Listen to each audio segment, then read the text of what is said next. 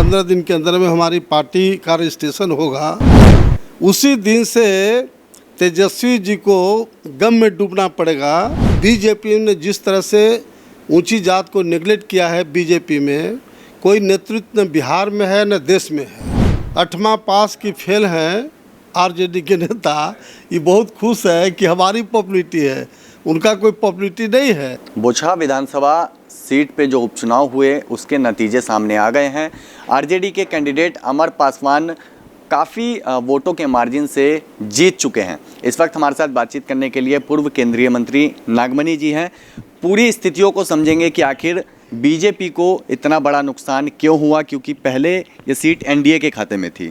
Sir, क्या लगता है, क्या असर हुआ जो आरजेडी को जीत मिली और बीजेपी के कैंडिडेट को हार? देखिए, बीजेपी का जो वोट बैंक था वह ख़ास तौर से सवर्ण वोट था बिहार और देश में। लेकिन इधर बीजेपी ने जिस तरह से ऊंची जात को नेगलेक्ट किया है, बीजेपी में कोई नेतृत्व न बिहार में है न देश में है। इसलिए ये इस बार जो बोचहा उपचुनाव था, इसमें ऊंची जात का 100% वोट बीजेपी को हराने के लिए आरजेडी को उम्मीदवार को वोट दिए। ये दिस इज फैक्ट, यही सच्चाई है। इसलिए ये जो 8वां पास की फेल हैं आरजेडी के नेता, ये बहुत खुश है कि हमारी पॉपुलरिटी है, उनका कोई पॉपुलरिटी नहीं है। वह बीजेपी के रिएक्शन का वोट से आरजेडी जीती है। बीजेपी के कोर वोटर माने जाते हैं जो स्वर्ण जाति के लोग हैं, लेकिन इस बार उनके साथ नहीं थे और उनका वोट आरजेडी को गया है, ये कहने का? जी बिल्कुल सही है। इसलिए मैं कहना चाहता हूँ कि बीजेपी पूरे देश के औने पौने दाम में देश की संपत्ति को बेच रहा है और ऊंची जात के लोग ज़्यादा पढ़े लिखे समझदार लोग हैं। इसलिए बीजेपी में का जो डिमेरिट्स है वह समझे और जिस तरह का इस बार स्टेप लिए हैं। अलग बात है कि ऊंची जात के लोग 7 जन्म में आरजेडी को वोट नहीं देंगे, क्योंकि 15 साल लालू यादव ने जिस तरह से बिहार को बर्बाद किया, ऊंची जात को क्रश करने का काम किया, तमाम अन्य जो पिछड़े दलित समाज के लोगों को नेगलेक्ट करने का काम किया, तो ये गलतफहमी के शिकार हैं कि ऊंची जात का वोट कोई आरजेडी को मिलेगा। 7 जन्म में नहीं मिलेगा। ये लाचारी ब्रह्मचारी में और रिएक्शन का वोट है इस बार बोचहा की जीत। लेकिन तेजस्वी कह रहे हैं कि आरजेडी अब A to Z की पार्टी है, अम्बाई समीकरण से हट के वो चुनाव लड़ रहे हैं और पिछले एमएलसी चुनाव में भी उन्होंने इस बात को कहा था।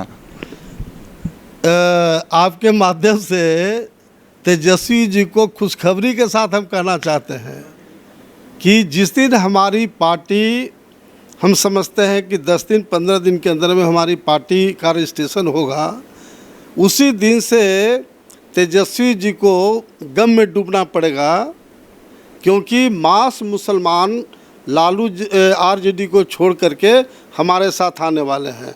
कोयरी कुर्मी समीकरण, अति पिछड़ा दलित सवर्ण समीकरण को बना के हम चलेंगे।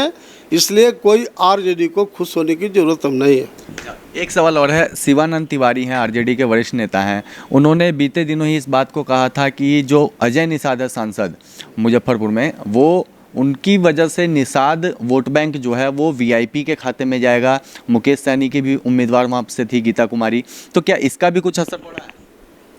देखिए, मुकेश सहनी, इसमें कोई शक नहीं है कि नौजवान नेता हैं, काफ़ी मेहनत करने वाले नेता हैं और उनको हम बहुत मुबारकबाद देना चाहते हैं कि जो सांप्रदायिक पार्टियां थी उससे ही पिंड छुड़ाए हैं और हम लोग मिल करके बिहार में एक नया विकल्प बनाएंगे लालू, नीतीश और बीजेपी के खिलाफ।